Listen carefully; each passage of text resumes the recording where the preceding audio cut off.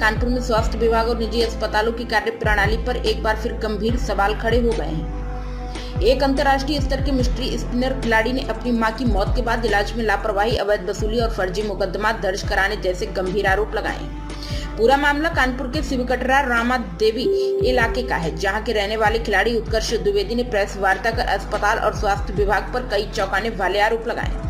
पीड़ित खिलाड़ी उत्कर्ष द्विवेदी के मुताबिक 21 जुलाई 2026 को उन्होंने अपनी मां के इलाज के लिए कैलाश मेडिकल सेंटर में भर्ती कराया था। आरोप है कि अस्पताल प्रबंधन ने इलाज के नाम पर मोटी रकम वसूली, लेकिन उचित इलाज नहीं दिया गया।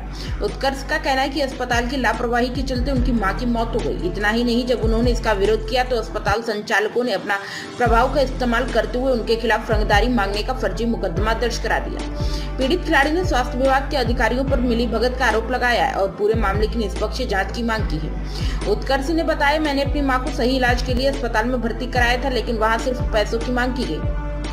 इलाज ठीक से नहीं हुआ। जब मैंने सवाल उठाया तो मेरे ऊपर ही झूठा केस लगा दिया गया। मैं चाहता हूं कि इस पूरे मामले की निष्पक्ष जांच हो और दोषियों के खिलाफ सख्त कार्रवाई की जाए। फिलहाल इस मामले में अस्पताल प्रबंधन की ओर से कोई आधिकारिक बयान सामने नहीं आया है। अब देखना होगा कि स्वास्थ्य विभाग इस गंभीर मामले में क्या कार्रवाई करता है। प्राइम संदेश न्यूज से संवाददाता अफजाल हुसैन की रिपोर्ट।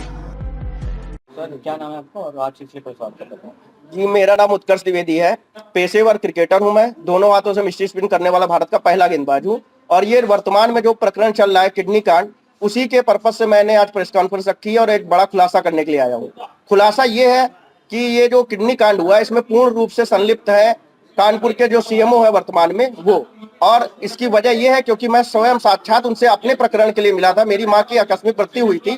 जब मैं उसके शिकायत के पर्पज से उनके पास गया तो उन्होंने खुले शब्दों में कहा था कि आप पैसे का लेन देन करके मामले को रफा दफा करो। जब उन्होंने मुझसे ऐसी बात की, मैंने बताया मैं एक खिलाड़ी हूँ और अपनी डिटेल दी, तब वो उन्होंने कहा कि अच्छा ठीक है मैं कुछ करूंगा, लेकिन उन्होंने कोई भी कार्रवाई नहीं की। और आज ये परिणाम जो आप देख रहे हैं, ये उसी का एक आप कहिएगा कि रिजल्ट है, ये परिणाम उसी का ही है। इसको कैसे आप जोड़ सकते हैं सीएमओ से कि वो किडनी कांड में शामिल है? मेरे पास कुछ ऑडियो आए हैं, वायरल ऑडियो है, जिसमें स्वयं सीएमओ जो है वो बोल रहे हैं कि 10 लाख रुपए महीने की हमको जरूरत है।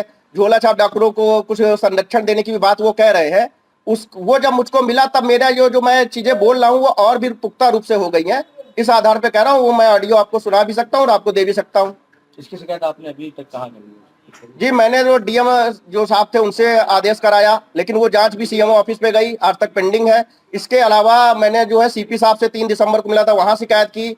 मैंने सीएम पोर्टल में कई बार सीएमओ की भी शिकायत की है, लेकिन कोई कार्रवाई नहीं हो रही है। तो क्या लगता है आपको अभी 3 हॉस्पिटल संज्ञान में, तो क्या लगता है कानपुर में क्या और भी ऐसे हॉस्पिटल हो सकते हैं? जी बेशक हो सकते हैं। 3 क्या, मुझको तो लग रहा है 50 हॉस्पिटल है, क्योंकि अभी तो किडनी कांड आया है, अभी तो लंग्स है और भी अंग है। क्योंकि आपने हृदय का भी सुना होगा कि दिल के भी होते हैं, बहुत महंगे ट्रांसप्लांट होते हैं।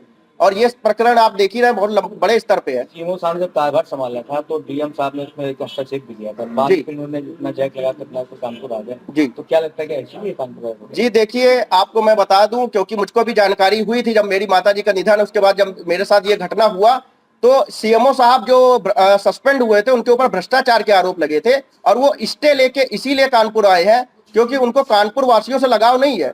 उनको ये है कि वो इस तरह की जो है अनैतिक चीजें वो करने के लिए आए। और आप देख ही रहे हैं, अभी तो कुछ लोगों की किडनियों की बात सामने आई है। अगर ये थोड़ा समय और रहे तो किडनी, गुर्दे, आंतें सब निकल जाएंगी। लगता है पुलिस ने अपनी जांच में क्या सीएमओ सर को नहीं शामिल किया? जी, अभी तक तो नहीं शामिल किया, क्योंकि जितनी रिपोर्टें मुझको मिल रही हैं तो उनको तो कोई शामिल किया ही नहीं गया। जबकि मेन जो आप देखिए, कोई भी कांड होता है तो उसमें जो मेन सरगना होता है वो बड़ा अधिकारी होता है। छोटे अधिकारी और छोटे जो हॉस्पिटल है प्राइवेट, वो सब सीएमओ के अंडर में है, ना कि सीएमओ उनके अधीन है।